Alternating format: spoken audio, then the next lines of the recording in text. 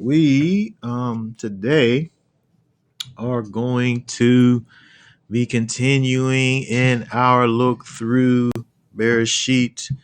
Uh, Last week we were supposed to go into um, chapter 43. We ended up just doing up till the end of 42. So this week we'll look at the entirety of chapter 43, and we're going to deal with something that a principle, a concept that we see inside of the story.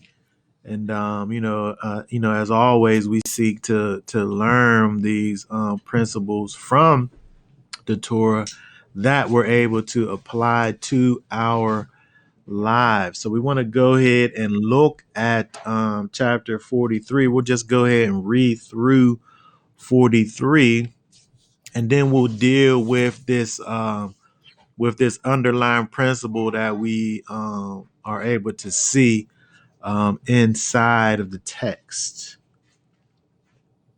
So let me just pull that up here, and we'll go ahead and read through this chapter 43. You want to read that for us?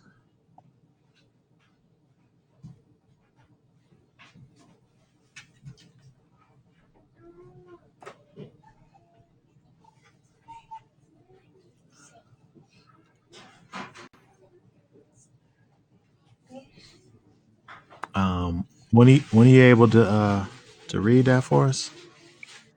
Oh yeah, starting now? Okay. Yeah, you ready? Okay. But the scarcity of food was severe in the land, and it came to be, when they had eaten up all the grain which they had brought from Mitzrayim, that their father said to them, Go back and buy us a little food. And Yehuda spoke to him, saying, The man vehemently warned us, saying, You do not see my face unless your brother is with you. If you let your brother go with us, we go down and buy you food. But if you do not let him go, we do not go down, because the man said to us, You do not see my face unless your brother is with you. And Israel said, Why do you do evil to me to inform the man that you still had another brother? And they said, The man kept asking us and our relatives, saying, Is your father still alive? Have you another brother? And we informed him according to these words. He could know. How could we know that he would say, "Bring your brother down"? And Yehuda said to Israel, his father, "Send the boy with me, and let us arise and go, and live, not die. Both we and you are also our little ones. I myself shall stand uh, guarantedly, guarantedly. That's how you say that. Guar, Guarantee. guarantedly for him. For from my hand you are to require him. If I do not bring him back to you and set him before you, then let me go, or let me bear the blame forever. For if we had not delayed, truly by now we could have returned this second time. And their father Israel said to them, If so, then do this: take some of the best fruit of the land in your vessels to bring a present down for the man, a little balm and a little honey, spices and myrrh, nuts and almonds. And take double silver in your hand, and take back in your hand the silver that was returned in the mouth of your sacks. It could have been a mistake. And take your brother and arise and go back to the man. And El Shaddai give to you compassion before the man, so that he shall release your other brother, and Benjamin, and I, if I am bereaved, I am bereaved. And the men took the present and Benjamin, and they took double the amount of silver in their hand, and arose and went down to Mitzrayim and stood before Joseph. And Joseph saw Benjamin with them, and said to the one over his house, "Bring the men home and make a great slaughter, and prepare these men are to eat with me at noon." And the man did as Joseph said, and the man brought the men, the men into Joseph's house. The men were afraid because they were brought into Joseph's house, saying, "It is because of silver which was put back into our sacks the first time that we are brought in, to throw himself upon us and fall upon us, to take us as slaves, our donkeys too." So they came near to the man over the house of Joseph, and spoke to him at the door of the house, said, "O master, we indeed come down the first time to buy food. But it came to be, when we came to the lodging place, that we opened our sacks and saw each man's silver in the mouth of his sack, our silver in its weight, and we have brought it back in our hand. And we have brought down other silver in our hands to buy food. We do not know who put silver in our sacks." And he said, "Peace." But he said, "Peace be with you. Do not be afraid. Your Elohim, and the Elohim of your father, has given you treasure in your sacks, and your silver had come to me." And he brought Shimeon out to them. And the man brought the men into Joseph's house and gave them water, and they washed their feet, and he gave their donkeys fodder. And they made the present ready for Joseph's coming, for they heard that they were to eat there. And Joseph came home. They brought him the present which was in their hand into their house, and bowed down before him to the earth. And he asked them about their welfare. And he said, "Is your father well? The old man of whom you spoke, is he still alive?" And they said, your servant, our father, is in good health. He is still alive."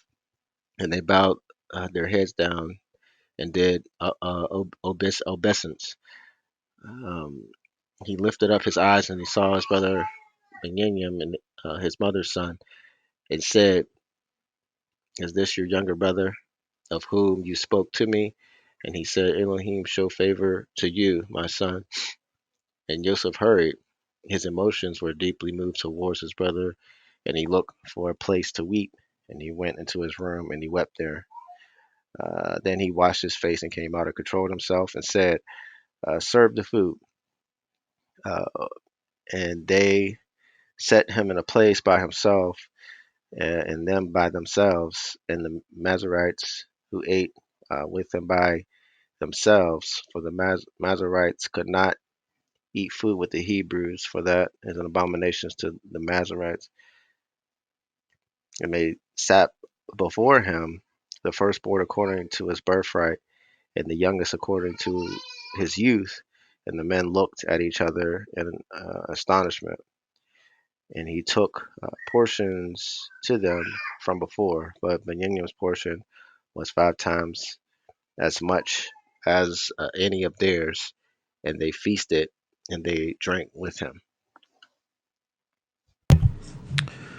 Okay, all right. Thank you very much.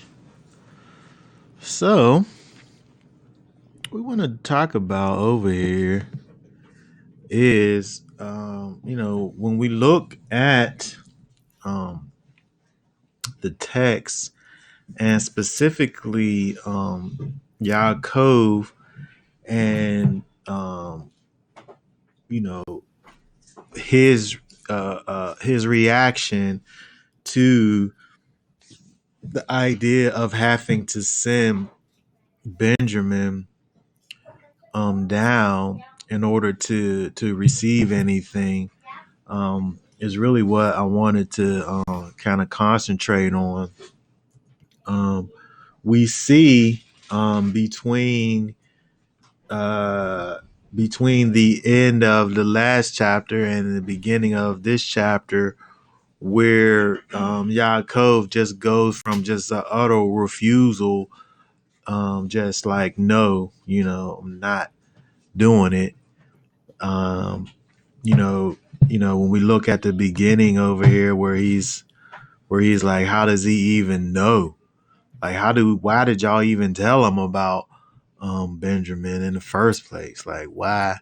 How did he even just get involved in the conversation? Like, he's just like, how did he even know that you had this other brother? Like, he's like, he's mad at them for even suggesting. Yeah, like, why do you even bring up Benjamin? Like, and but because of the fact that they're in this situation where they're in this famine. This famine's in the land. They need they need food. Like, they can't survive um, unless he does this. And it takes a while for Yaakov to get to the place where he's able just say, you know, okay. It's interesting. We look at verse 14, where he just says right there, and he just says, the El Shaddai give to you compassion before the man, so that he shall release your other brother and Benjamin. And if I am bereaved, I am bereaved. If whatever happens, whatever's going to happen, it's just going to happen. He ends up just giving it over to the Most High. Isn't it interesting how he uses Shaddai there, which put that on our doorpost, on our mezuzot. Yeah, yeah. Because he's trusting in the Almighty, the one who's able to protect. And that's what he's calling for. There is the protection of the Most High to be able to get his son back. And so it's also interesting, he didn't really care about the other son being taken. I know he don't even mention the one that's already there. Like, it's just the one that he lost, which is obviously probably Joseph. Yeah. And then this one that they're trying to cause him to lose, which is Benjamin. And so an important lesson that we learn from seeing the interactions between Yaakov and his sons, as it relates to his son Benjamin. We know that we know what Joseph is trying to do. He wants to see his family. When we look at this reading, is he wants to see his people. But the thing that is required of Yaakov is that he give his all to the master. That thing, in order for Yaakov to be able to receive from the master, which in this instance it's sustenance, right? They need to their food, out of food, they're in famine, they got to go up here. But this prerequisite has been put in place that he needs to allow Benjamin to come up in order to get anything.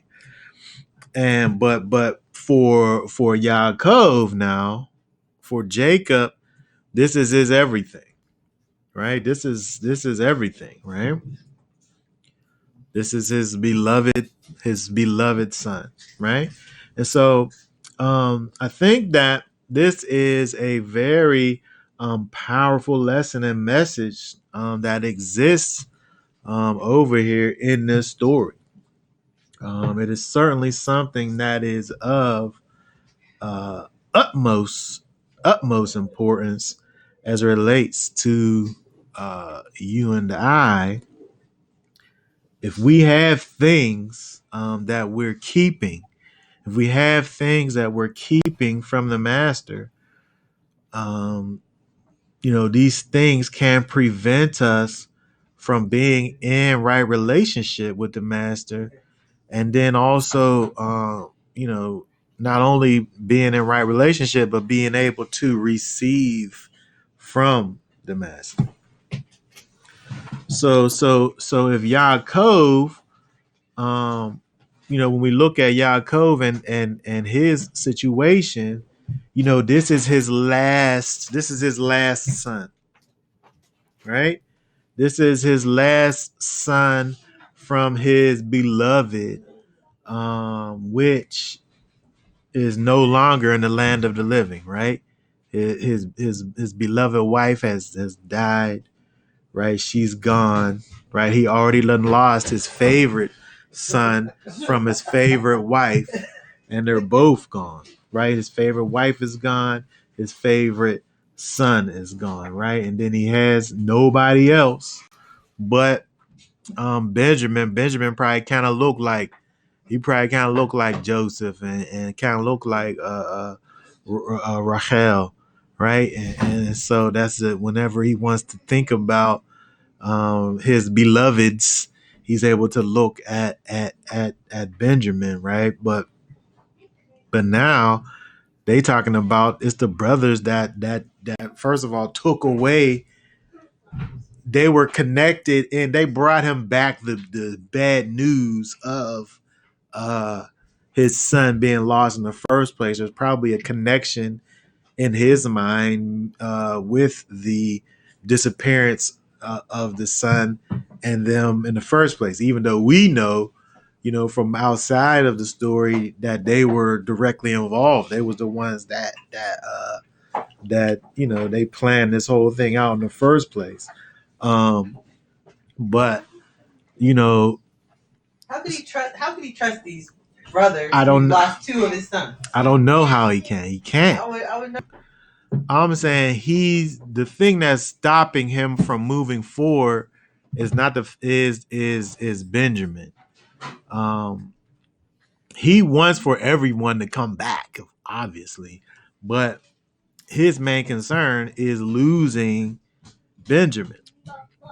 And so again, when we think about this for Yaakov, this is kind of exemplary of him holding on to everything that is dear to him, and the master, who in their case is Yosef, requiring that of him so that he's able to receive what he has to give. And so again, when we look at this, when we look at Yosef and remember that that he is a type of Yeshua, this teaches us something that is something that's necessary for us to learn, right? And that is that nothing can come between us and Messiah, right? Nothing. No matter how much, no matter how much weight we put on the thing, we can't allow that thing to be able to be in between us and the master. Now we see when we look with Joseph, he got to the place. He was kind of forced into the place, I guess, because of the circumstances.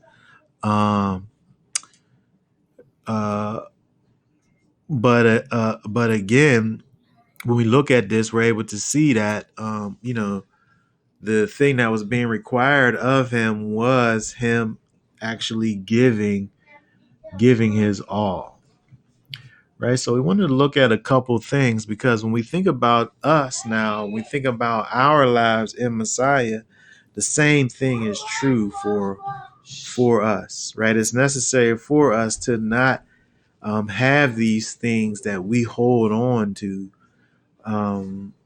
because when we think about Messiah, when we think about Yeshua in our lives, he indeed is our master. right? He indeed is our controller, right? He indeed is our possessor, right? And so when we decide what it is that we're going to allow him to control and possess and be the master over, it changes the dynamic of the relationship. He's no longer your master, right? When you sit up here and decide what it is that he's going to rule over.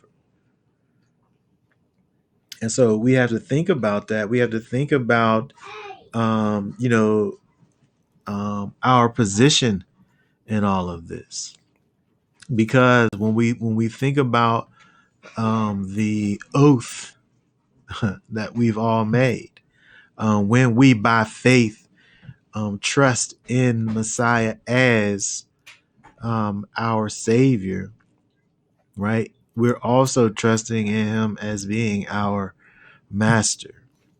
And so there's a lot of things that are incorporated in that. And we talked a little bit about this in the past in terms of understanding what it is that we're getting into. And one of the things, the main thing that we have to be able to understand is the master's role in our life as master, as our ruler, right? As the master over us. Because we can't sit up here. Imagine, and this is the easiest way for us to be able to think about it when, we, those that are in the workforce. You have a boss, you have a master, at your job, um, and those people, they make up the rules, right? And you have to obey. You have to obey those rules. If you don't want to obey, you don't have to work there, right? You don't have to be um, under the control of those masters. But you can't have it both ways, right? You can't do whatever it is that you want to do and expect for that relationship to, to be maintained. And so, how much more so when we think about our spiritual master, right? When we think about Messiah and who he is, he's our king, right? Yeshua is our king. And so imagine in the context of a kingdom, the subjects deciding what it is that the king is going to rule over. When we think about it in that context, it makes no sense. The king rules and reigns over everything, right? And so how is it that we get into these situations where we decide what it is that we're going to hand over to our king, right? It's kind of it doesn't make sense, right? So we want to look at a few things in the scriptures to kind of help us think along these lines, because again, it's necessary. And again, starting from the idea that we see with Jacob, that in order for him to be able to receive what was necessary and what's going to subsequently um, rejoin him back to his son, but in order for that to be, he has to get to the place where he is hands over, he gives over his all to the master, right? And I'm saying that is showing us what we need to do in our lives, so that we're able to again maintain our right relationship or for some even initiate our relationship with the master, right? Because either he's your master or he's not. And so I want to look over. Let's look. We want to go over and since we're talking about our master, I want to pull up in Luke, and we'll see some of his words. See how he talks about this idea. Some. So let's look over at Luke 14, and let's start at the 25th verse, and we'll read down to read from 25 down to 33 there, so we can just get through this here. And large crowds were going with him, and turning, he said to them, "If anyone comes to me and does not hate his father and mother and wife and children and brothers and sisters, and his own life too, he is unable to be my taught one. And whoever does not bear his stake and come after me is unable to be my taught one. For who of you, wishing to build a tower, does not sit down first and count the cost, whether he has enough to complete it? Otherwise, when he has laid the foundation and is unable to finish it, all who see it begin to mock him, saying, 'This man began to build and was unable to finish.' Keep going. Or what sovereign going to fight against another sovereign does sit down first and take counsel whether he is able to with 10,000 to meet him who comes against him with 20,000? And if not, while the other is still far away, he sends a delegation and asks conditions of peace. So then, every one of you who does not give up all that he has, he is unable to be my taught one." Okay, very good. So when we look over here with these things that Yeshua is speaking to these large crowds, right? He says, if anyone comes to me and does not hate his father, mother, wife, and children, and brothers, and everybody who's related to you, and his own life, he's unable to be my taught one. And so you can't begin. You can't begin to be taught by Messiah unless you can first hate yourself, right there it says, right? His own life too. It says in verse 26. So you got to detest your own self, right? So again, we look at that word hate. That word hate means to hate or detest or abhor. Um, and so, when we look at this is something that we can think of really as a prerequisite of denying your own passions and desires. It's getting to the place where the things that you might do or desire or desire to do or find pleasure in are things that you hate, right? Because this is what it's talking about when talking about the idea of hating your own self. It's really talking about the things that you strive and desire to do, which will cause you to be in a way that's contrary to righteousness, right? So again, um, you would have to get to the place of actually hating unrighteousness, right? Hating your own righteousness and your ability to be righteous outside of the king, right? So when we talk about this idea of hating yourself, this is kind of where we get to that place when we can have this detestment or aberration. I don't know if aberration is a word. That's pretty good though. Adboration, not admiration, but adboration of unrighteousness. I like that. That's a good one there. Um, yeah, yeah.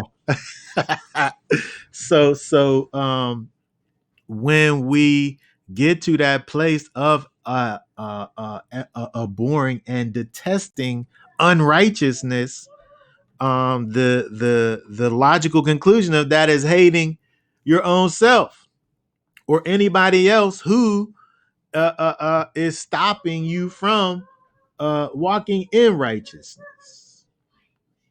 Right? Let's look at this other verses over here because we're going to get back to. We want to look more at Luke, but we want to pull up a couple more things over here. We look in Psalms 119. Psalms 119 and 113. Let's put that up on the screen right quick. Okay, read that, Hisky. I have hated doubting thoughts, but I have loved your Torah. Okay, I have hated doubting thoughts. I have hated doubting thoughts. That word over there is a word that means to divide up. It means to kind of separate, right? When we create these options, right, in our mind. Instability. What do you say? So then there's so many options now. Yeah. But when we look over here, right? This is saying I have hated those things. I've hated those things that create all of these options for me, but I love your Torah, right? So when we think about that now, now we can think about the idea of faith and the opposite of faith, right? We could think about firmness and the opposite of firmness. This hated, these doubting thoughts obviously is the opposite of firmness, right? And so we had to get to the place again. Now we're still talking about the idea of hating ourselves. One of the things that we would be hating in ourselves is doubt, right? And so when we think about things like Hebrews, we think about things like Hebrews 11 and 6. What's that say there? But without belief it is impossible to please him. For he who comes to Elohim has to believe that he is, and that he is a rewarder of those who earnestly seek him. Okay, so without faith, it is impossible to please him. Or you could say, with doubt, it's impossible to please Elohim. Right? If we have doubting thoughts, it's impossible to please Elohim. Right? So we have to hate the doubt within ourselves so that we can trust in the Most High, which is a part of hating yourself. And the same is true for those that propagate doubt. And those that are closest to you, that should be of the greatest influence to you, sometimes they are the main ones that are the propagators of doubt. And so when we think about what it is that Yeshua was saying over there, we have to, if those people are propagators of doubt, then they deserve your hate and detestment and abhorration. Right? If you want to if you want to be taught from Messiah, if you want to receive what it is that Messiah has to give you, you have to uh, abhor doubt. Like even if Yeshua listened to his mom and his brothers and stuff, they didn't want him to go up to Jerusalem. They didn't want him to. He listened to Peter. He Yeah. just listened to all these people that was close to him. And some of the commentators, when we see in the other verse, whenever Yeshua is speaking, and and his mother and brothers come to the door, some of the commentators connect because we don't get the context in the verse where it talks about in the verse where it talks about Yeshua speaking. It just talks about his mother coming and asking for him. But some of the commentators are saying that um, the asking is almost like a sense of forbidding, like she's wanting him to not do the thing that he's doing. And so then in the context, it talks about him pointing to the people and say, this is my mother, this is my brother, right? Um, and so when we think about Yeshua making these various comments, thinking about the lesson that he's trying to bring forth over there, it's not about just a random hatred for your family, right? It's a hatred for doubt that may very well come from your family, and if that's the case, if your family is not people that is there for you, encouraging you and building you up in the truth, but are propagators of doubt, then they deserve your abhorration,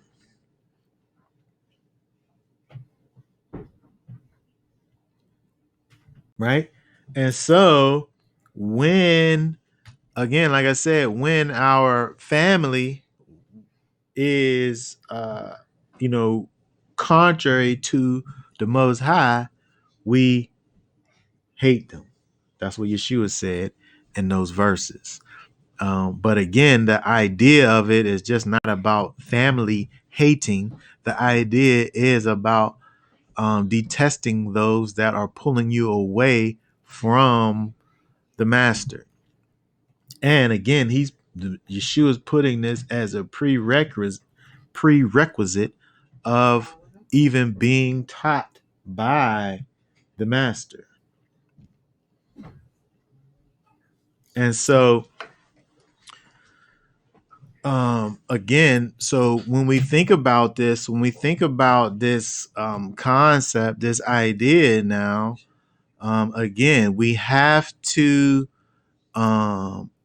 in our lives understand that it's necessary to give our all to Yeshua. Let him actually be the one that rules and reigns over every aspect of our life, right? As soon as we try to pick and choose and decide what it is that he's able to rule and reign over, what's actually going on there is you doubting his ability to rule and reign over situation A, right? You'll give him B and C, but A is just something that either he's not able to rule over or something that you love so much that you don't want to give it up, right?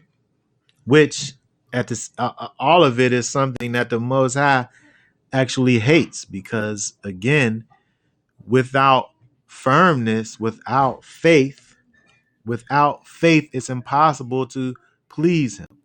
And so if we're just kind of partially giving over rule to the master, then we can't call that firmness, right? In fact, that's the complete opposite of firmness. I would say also that just kind of in general, uh, people are only kind of committed as long as they agree to almost anything or anyone, you know. Yeah. And you can't be like that with the Most High Yeah. because as soon as He gives you a command that you don't necessarily agree with, Yeah. then you're ready to just let it all go. Yeah. The idea of submission to the master is something that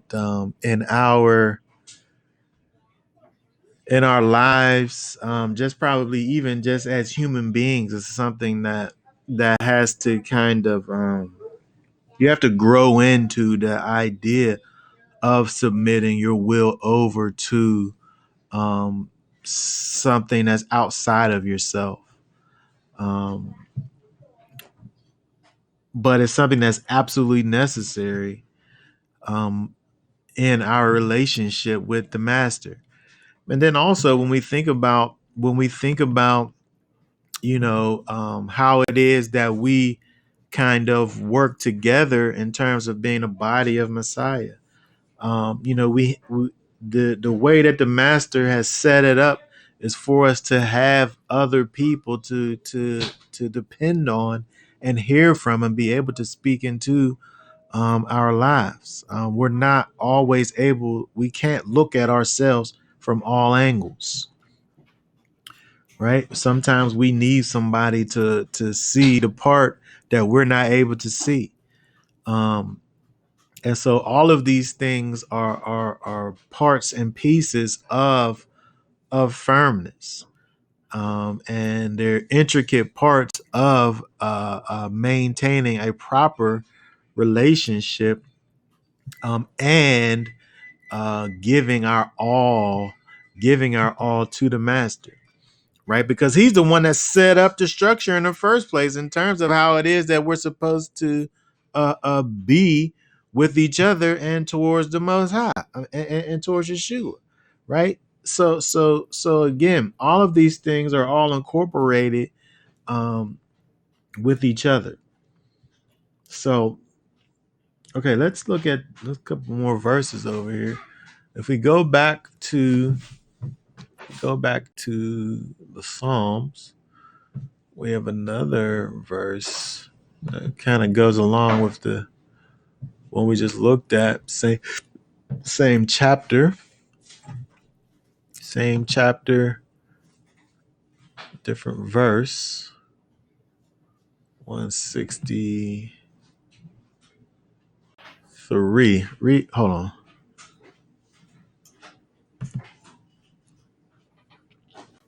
Okay, read 63 right there. I have hated falsehood, and loathe it. Your Torah I have loved. Okay, so that's really the same kind of idea over there. 113 was talking about hating doubting thoughts. But over here, the idea is hating falsehood and loathing it. Right? Is two things going on that in the negative in regards to this falsehood. Let's see what's that word mean. Let's look at that real quick.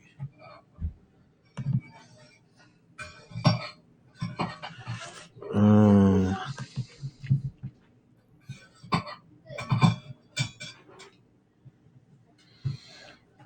untruth, a sham, without cause, deceit or deceitful, falsehood, feignedly, liar, lie, lying, vain, wrongfully. So you hate those things, right? And so when we think about the idea of these negative things coming in, creeping into our situations, or maybe we hold on to falsehoods or what were some of these other things over here? Lies, untruths, shams. Maybe we hold on to some shams, right? Some things without a cause we hold on to. But those things are things that we have to hand over to the master and not hold on to those things and let the master be, let Yeshua actually be a master over our lives and rule and reign over every situation. Again, so that we're able to receive what it is that he has to give us. And so the picture here we see with Jacob and Joseph, looking at that kind of was a physical situation where it took him to be able to give his physical favorite thing, which was his son, over to the master, in order for him to be able to receive what he needed. But we're saying from a spiritual perspective in regards to Yeshua, who is our master, the same thing is required of us. We have to give over to him the things that we love the most. Right or wrong, we have to give over to him the things that we love the most so that we're able to receive from him. Right? We can't be learners of the Messiah if he's not on the top of the list. Right? And this is why he goes into in Luke chapter 14 this whole idea of hating these people, because these people are typically the ones that are on top of your list. These are the ones who have the most influence in your situation, typically from a general standpoint. But we can replace that with anybody or anything. So you making them an idol. It's exactly that. And when we take things, and we kind of compartmentalize these things and put these things over here, when we have Yeshua over here, and we give him all of this, the easy stuff. Maybe we give Yeshua all the easy stuff, and we hold on to the hard stuff, right? That's idolatry. It is idolatry. When you take things and you refuse to allow the master to rule over those things in your life, you just made an idol. That's what you did. Whether it's things, situations, whether it's people, whether it's your own self, right? If I say I'm going to give you this list of problems, but this one over here I want to keep. You've made your own self an idol, right? Where you are above the master. You're above you're above Yeshua right there. Whenever you pick and choose and say what it is that you're going to give to him. And so again, if we want to receive from the master, we have to give our all to the master. Right? That's what he requires of us. Right? And so one of the first things we have to do is begin to hate these negative things, so much so that we want to get these things far from our lives. And then next, understanding that Yeshua is the one who's able to do that for us. Right? So part of us hating ourselves is also understanding who Yeshua is and his ability to allow you to be changed and transformed into something that's pleasing instead of this wretched, despicable thing. But if people listen to the world, they tell you to embrace all that. Yeah, it's so ridiculous. It's so ridiculous. It just gets crazy where you're supposed to follow your feelings. If your insides are telling you that you're a woman when you're a boy, you trust that. You believe that.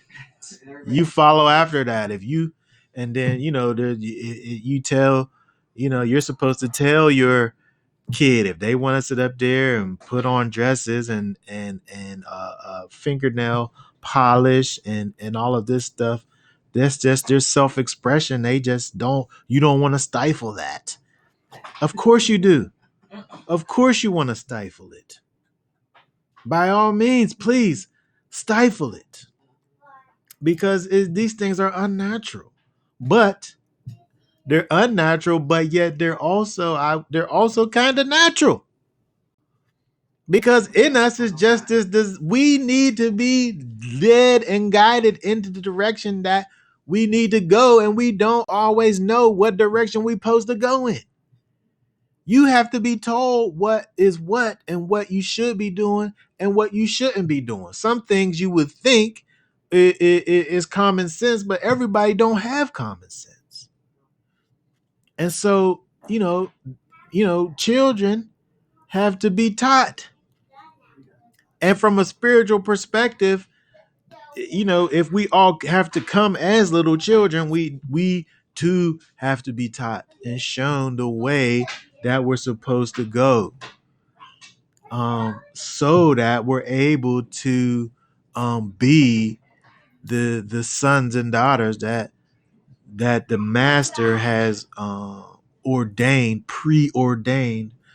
for us to be. So we want to look at a couple more verses over here. Let's see if you guys over here got any comments. I guess you could just say it, and then I could just I can transfer it over to since we can't hear you as we go. Um, okay, so let's see. I want to look at James. Look at James real quick. James chapter 1:8.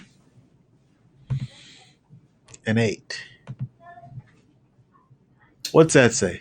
He is a double-minded man, unstable in all his ways. Wait, who is? Hey, read 7 and 8. For that man should not think that he shall receive whatever from the master. He is a double-minded man, unstable in all his ways. Hold on, what kind of man is it? Let's go up some, because I want to see what kind of man is he talking about. Hey, start at 2 right there. My brothers, count it all joy when you fall into various trials, knowing that the proving of your belief works endurance, and let endurance have a perfect work, so that you be perfect and complete, lacking in naught. If any of you lacks wisdom, let him ask of Elohim, who gives to all generously and without reproach, and it shall be given to him.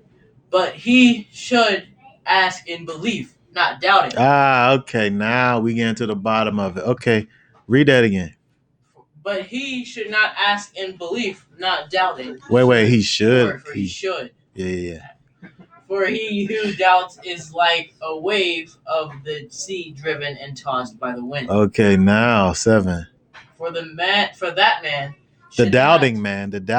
Okay, go ahead. Should not think that he shall receive whatever from the master. Oh, wait a second. Read that again.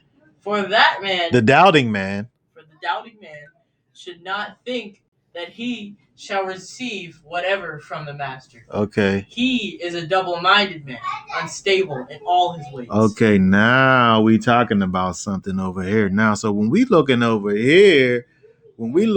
here at this verse over here in James, where it's talking about this doubting man, right?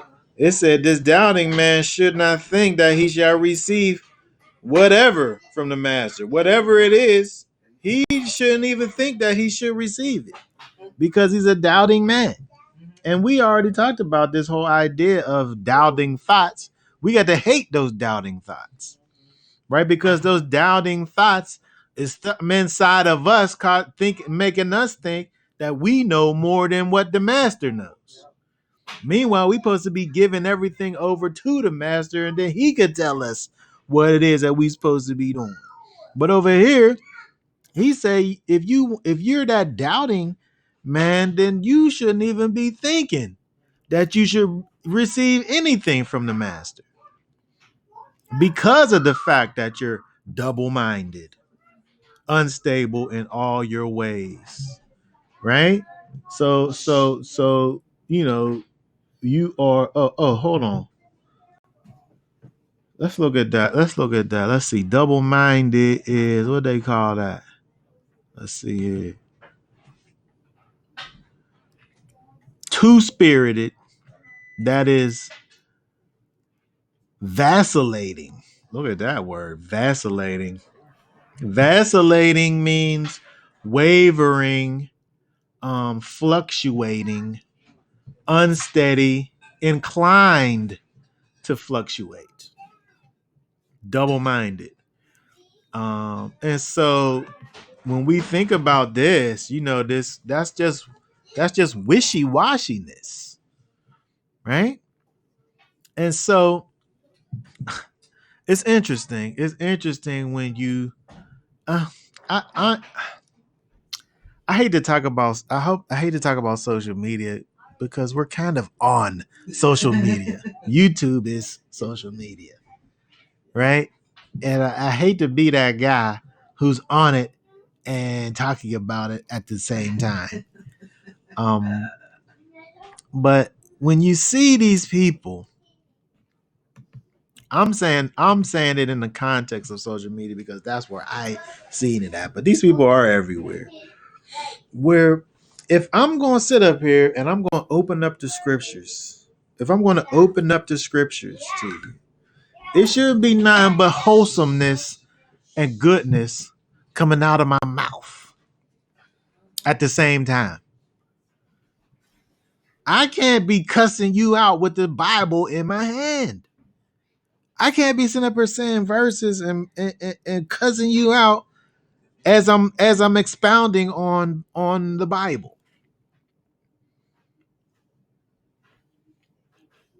What is that? To me, that's double-mindedness. To me, that's this person who is worldly and spiritual simultaneously.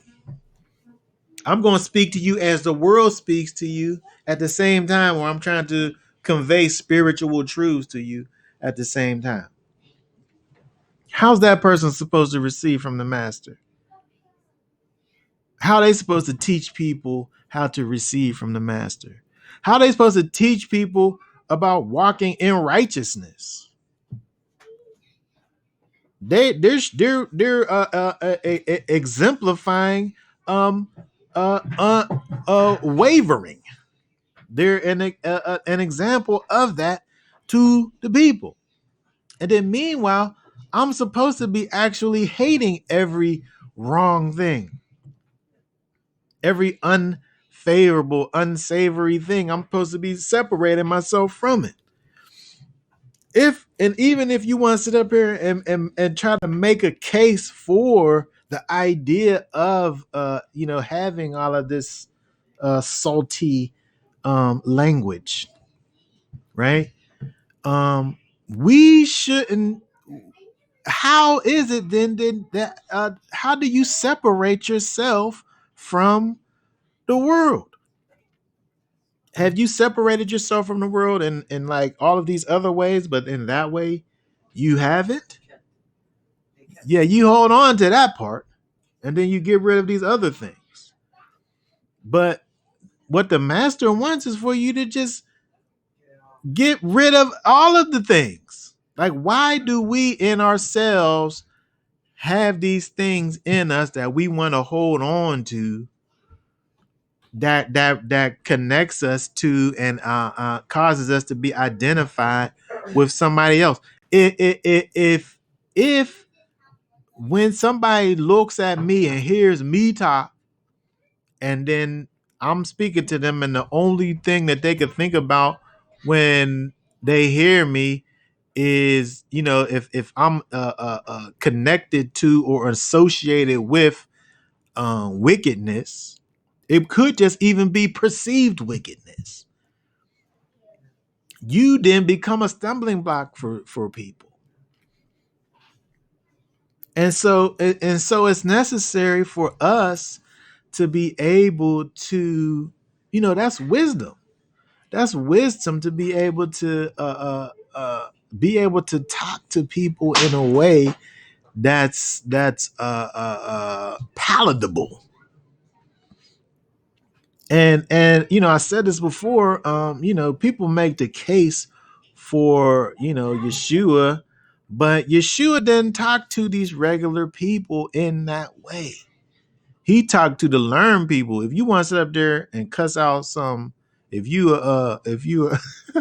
if I'm not saying that, but I'm saying this is what they sit up there and say about him speaking harshly, and they'll say that cussing is speaking harshly. I'm saying if you want to do that as a so-called learned person, you go to another so-called learned person and talk to them like that. But don't talk to somebody who you perceive as being ignorant, and you're trying to talk to them and teach them something, and you're speaking to them in ignorance. It's like if they're ignorant, you should kind of have compassion on them. You should. And they know less than you. Supposedly, they supposedly know less, but these people sit up there and treat them as if they're just, you know, um, people aren't out here. Everybody's not out here just. It is bullying, and I'm saying that everybody's not really out here just in knowledge, living in wickedness, in knowledge, right? My people perish because of the lack of knowledge. They actually don't have knowledge. That's the reason why they acting like that in the first place.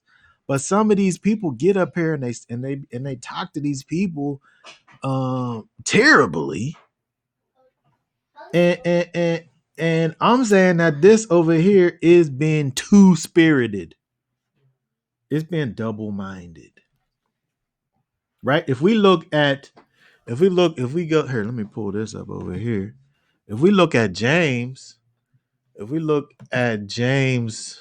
the fourth chapter and verse, I think it's also verse 8. What's that say? Draw near to Elohim, and he shall draw near to you. Cleanse hands, sinners, and cleanse the hearts, you double-minded.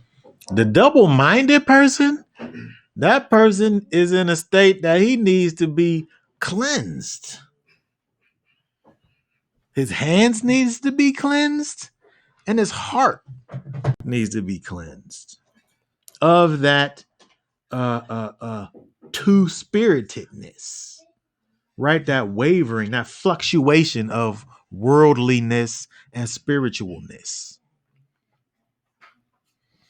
And these are things that we just need to. There's no good reason to hold on to this foul speech. I'm just using that as an example. There's other things that we could use. That's just something that I just had thought about. But I'm saying there's no good reason for you to hold on to that.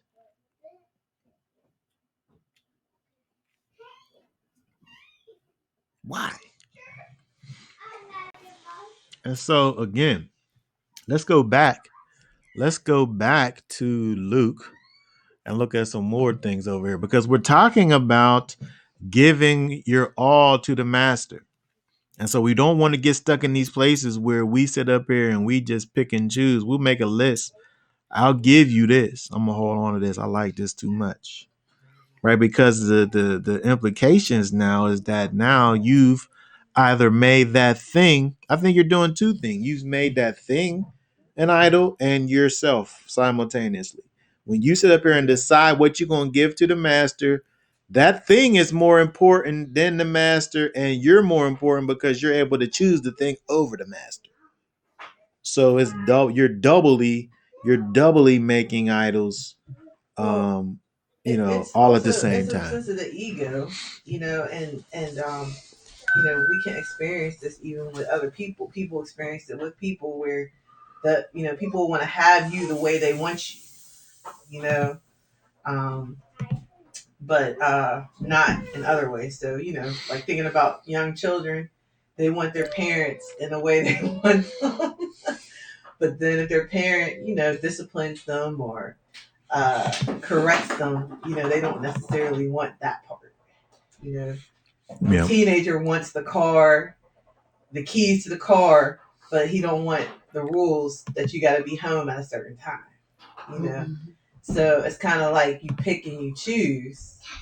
Or I'm just saying that's what you do in your ego. I'm not saying that's right, but we do that with Yah. Is all I'm saying. Yeah, and we are putting that, we're actually putting that in the in the we're calling that wickedness, that we actually should be hating. The idea of that, the idea of saying, I want this and that from the master, but I don't want to give my everything. I don't think that it's necessary in order to get it. Meanwhile, when we looked at this verse over here, which tells us that we, with doubting, or with fluctuation and wishy-washiness, with uh, unfirmness, softness, with softness, we can't expect to receive anything from the master. And so we have to get that into our minds. We have to be able to understand that. But so again, we're talking about the idea of giving all to the master so that we're able to receive from the master. Which again, we look at Jacob, he was able to get to that place, whether it was something that was kind of forced or not. He still had that realization that there was nothing that he was able to do, and that in order to receive, he was going to have to submit to the will of the master.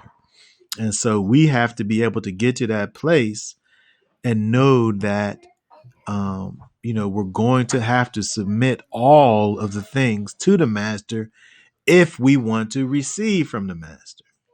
Right. So let's look some more at Luke 14, because there's something else that Yeshua says over here. He says, he gives us some examples now. Who of you, if you wish to build a tower, does not sit down first and figure out how much it even costs to do it? Whether you even got enough money to do it in the first place. But read that again, 29 and 30. Read 29 and 30 right there. Otherwise, when he has laid the foundation and is unable to finish it, all who see it begin to mock him, saying, "This man began to build and was unable to finish." Now I think this is interesting here, because when we look at this, I feel like Yeshua he's about to deal with this one concept two different ways. The first way he's actually speaking to the pride of man right here, because it's your pride that will cause you to even care if somebody was mocking you in the first place. If you're not prideful, if somebody's mocking you, so what? If you're not prideful, I don't care what these people got to say about me, right? I could care less about what other people got to say about what I'm doing. But pride says, wait a second, you gonna sit up here and mock me? Like, it's gonna make you feel a certain way. So first thing he does in this teaching that he's doing in terms of the idea of counting the costs, knowing what you getting into before you get into it. The first thing he talks about, he talks to people in their pride. Like, from a pride perspective, you don't want to get into a thing and then not be able to finish it, and then have people looking at you after the fact, which is, is valid. I mean, I think about when they was going to go under, they was going to tunnel under the river or something like that, and then like they ordered the wrong parts or something. Yeah. And then like the first thing you look is like, well, who in the world ordered the wrong stuff for that? And then they installed it. Yep. And then they take it all out again. Yeah. Did they even finish it? They didn't even finish it. No, right? they did. Yeah, they did finish Oh, it. you can go under the water now? Yeah.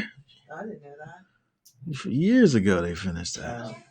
I didn't. I mean, we've been in quarantine, but yeah. That actually happened before the quarantine. So this makes you look at it like, what in the world are y'all thinking? Y'all wasted millions of dollars. Yeah, that was a huge mistake. And so we could look at these types of things from a spiritual perspective, and that's what Yeshua is doing over here. You know, he's saying if you want to sit up here and follow me, you got to think about all of the things that go along with that. It's not just about you sitting up here making a mouth profession. I need for you to truly allow me to be your Lord and Master. I need for you to literally understand that I am your sovereign ruler. And so, you know, he's saying that we have to think about that whenever we sit up here and make these mouth professions. Because if you don't do that, you setting up you setting the stage for doubt to come in, and softness, unfirmness, right? You setting the stage for that to be the case. And then you're gonna sit up here and waver, right? If you're not gonna fully give to the master and fully allow him to be the one that rules and reigns over you, if you don't get to the place of doing that, then just like Jacob, you're not going to be able to receive the goodness. You're not going to be able to receive it. And so when we look over here in Luke, the first thing he does is speak to the pride in man, that say, you know, if you don't, then you're going to be mocked by the onlookers. The onlookers is going to mock you, right? That's the first thing he says. But then we go down here now. Also, he speaks to the wise. He speaks to the wise, where this don't got nothing to do with, pride at all. This is just wisdom. If a king is going to go into a battle, he's going to consult with his people to know, is my people, my little bit of people, even going to be able to destroy this bigger amount of people? Can I go in here with my 10,000 and go against 20,000 with the men that I got? Right? From a king's perspective, he might not even know who he got. He just know the numbers. So he got to talk to the generals and the people underneath that actually know the people, right? To know, well, you know, we got 10,000 guys that's able to take 3 people per person out. So a double amount, you know, that's nothing. Right? But he got to take it to the counselors first. That's just wisdom there. But it's the same message though. The idea of knowing what you getting into beforehand so that you're able to properly navigate through the situation. But I just thought that it was interesting that the master teacher, Yeshua, he gives you the same thought here from 2 different perspectives, just dealing with the people that's among that, you know, are still thinking in terms of pride. And then you also have the wise, right, example over here with this thing with the sovereigns, right? Yep. But at the end of the day, the point that's being made over here is who does not give up all that he has is unable to be my top one. Period. You cannot be my disciple lest you give me your all. And so that's what we need to think about, right? That's where we have to be, right? And again, we see this lesson kind of being exemplified for us with Jacob and his son in terms of the idea that he needs to give, his all to the master in order to receive his favorite son, right? And so when we think about this idea of comparing Yaakov trusting in Joseph as master and believing that no harm was going to befall Benjamin, there is kind of a breakdown in the comparison as it relates to Yeshua, because there with Yeshua there's less of an unknown, right? We don't have the same unknown that Jacob had. He had no idea of what the intentions were of this master. This guy was his master, kind of default master, right? And so the comparison kind of breaks down there, but still we see the idea of the necessity for him to give his all. But with Yeshua, we don't see that same thing over there, because we know that Yeshua, indeed, we know what his intentions are. We know that he indeed has our best interests at hand. If we look over here in John 10, and what's that say? I am the good shepherd. The good shepherd lays down his life for the sheep. Okay, very good. So we know that Yeshua actually has given his life for his sheep. So when we think about what it is that Yeshua has done for us, it gives us something to want to live for, right? He gives us that motivation that we need. That it's not that we have to sit up here and worry about what the intentions are. When we kind of thinking about the comparison, Jacob didn't know he was sending his son into the unknown, right? Where he didn't know what was going to happen. But when we look at Yeshua and what it is that he's done for us, he gave his life so that we could actually have life. And so when we think about what it is the master has done for us, he hasn't done anything for us but that which is advantageous for us.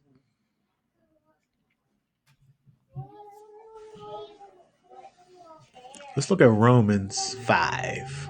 Romans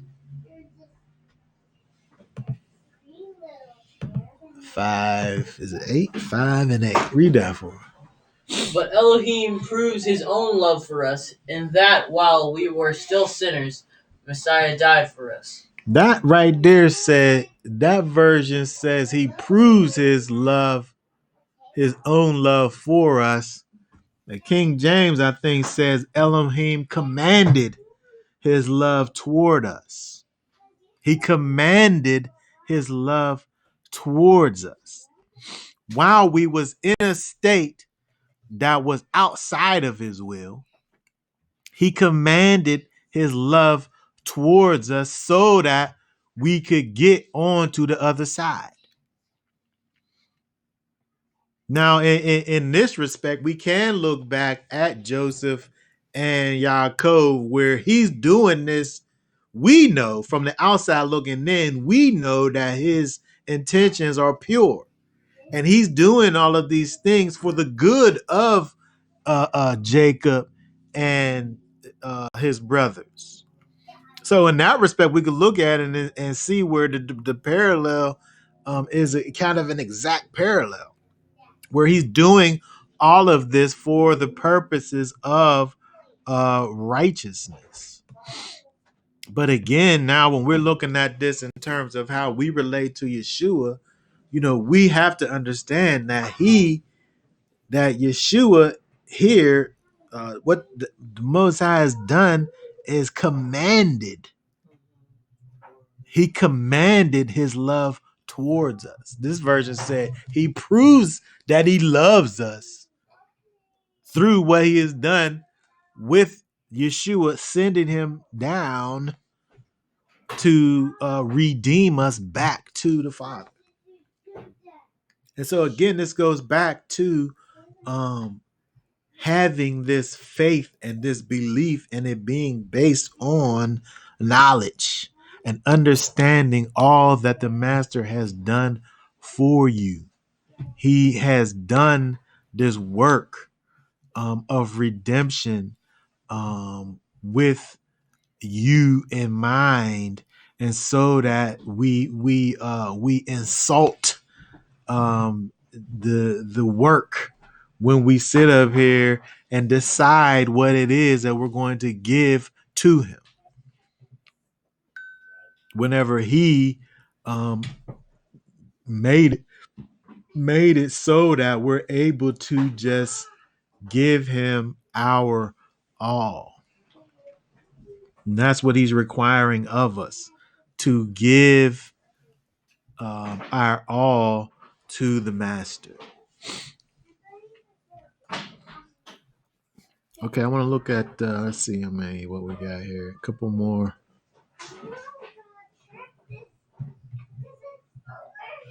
verses over here. Let's go to Deuteronomy. Pull up Deuteronomy real quick. Let me put it on the screen. This is a necessary component to our life in Messiah, dealing with our Master, who is Yeshua, to, in fact, give him everything that we possess. We'll look at Deuteronomy 10 and 12.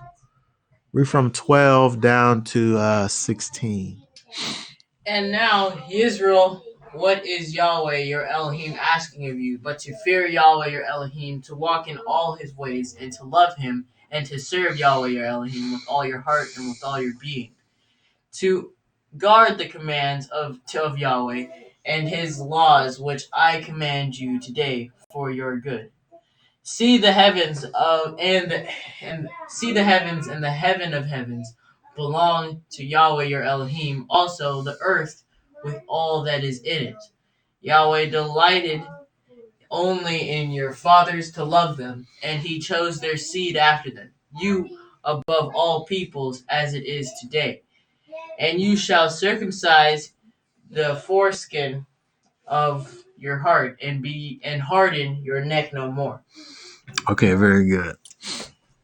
So when we look over here at these verses over here, we see what the Most High is requiring of his people. But when we think about this and how it relates to us now on the other side of Yeshua, right? He has done more than just said that he wants for us to do this and to do that. To fear him and walk in his ways is what he is requiring.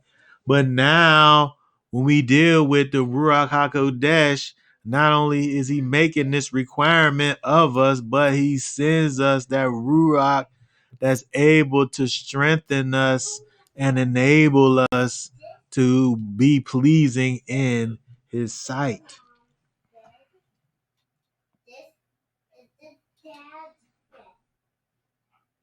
So when we look and we see verses like this, it causes us to we see the importance of these things and all that he wants to do. The Most High, all he wants to do is be there for us and with us. And this book, the scriptures, lays this thing all the way out for us, how we get back to him.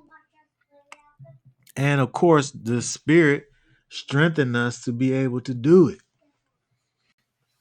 Now, when we look at Joseph, when we look at Joseph and his intentions, we do see, like I said, the perfect picture of what the master has done for us, because Joseph goes through great lengths to restore his family. He goes through great lengths to restore the family. He wants nothing more than for his family to be restored. But just like it is with us, in terms of how we relate to Yeshua, he has made it a necessity that there be this trying process, not for the destruction of Israel and the sons of Israel, but for the building up of Israel. And again, the same thing is true with Messiah, right? And so when we look back, at the Torah, and we look back at Jacob, he was in a position that is very familiar for us even right now. Right? He was brought to a place where the only thing that he was able to do was trust in El Shaddai. That was the only thing that he was able to do, was trust in the Most High. And when we look around, even right now in 2020, right, we're at the place where there's a lot of uncertainty around, right? There's a lot of what's going on, and more what better time than even just right now for us to just get to that place where we say, you know um I just gotta trust in the Most High. Because when we look at Jacob, he was like, I don't know what's gonna happen. I don't know what's gonna happen, but I can trust Al Shaddai. And he just, if something bad happens, if I'm bereaved, I'm bereaved. Right. And so we now, we have to get to that place where our trust is fully in Messiah, fully in him. You may not know what the future holds. You don't know what's going to happen. Just like Jacob didn't know either. You don't know what's going to happen, but the one thing you do know, that Yeshua did all that he did for you, and you could just trust in that. You can just trust in Messiah. You can just trust in your master, not holding nothing back, but giving him everything and allowing him to work these things out in your heart and in your mind, and him through the Ruach HaKodesh directing your paths. Now more than any other time, right? And so we think about some of these verses, and we say them all the time, right? Like when we look at Proverbs in 3 and verse 5, they read 5 right there through 12. Trust in Yahweh with all your heart, and lean not on your own understanding. Know him in all your ways, and he makes all your paths straight. Do not be wise in your own eyes. Fear Yahweh and turn away from evil. It is healing to your navel and moistening to your bones. Esteem Yahweh with your goods and with the first fruits of all your increase. Then your storehouses shall be filled with plenty, and your vats overflow with new wine. My son, do not despise the discipline of Yahweh, and do not loathe his reproof. For whom Yahweh loves, he reproves, as a father the son whom he delights in. Okay, very good. And so again, we think about, thinking about again, where we are, right? We can sit around and try to figure out what's going on until we're blue in the face. I don't know. Can you get blue in the face? Where'd that even come from? We can sit around and try to figure out what this is until we're blue in the face. But if we allow these things, whatever this is that's going on, to allow doubt to enter into our situation, now you become soft instead of firm. And, we have to hate that softness, right? And love firmness, right? It's impossible to please Elohim in that unfirmness. And so we must not allow these times, these days, and these times to bring us to a place of doubt. But we have to allow for faith to be increased in our hearts and in our minds, and know that Yeshua is indeed in control, and we have to be able to give over to him our everything, so that we can receive all that there is to receive from him now more than ever.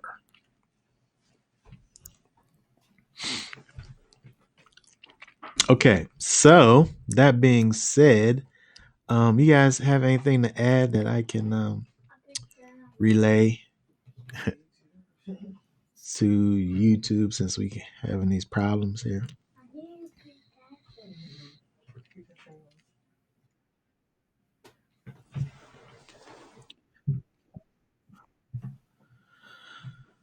Okay, so that being said, what we will do for now,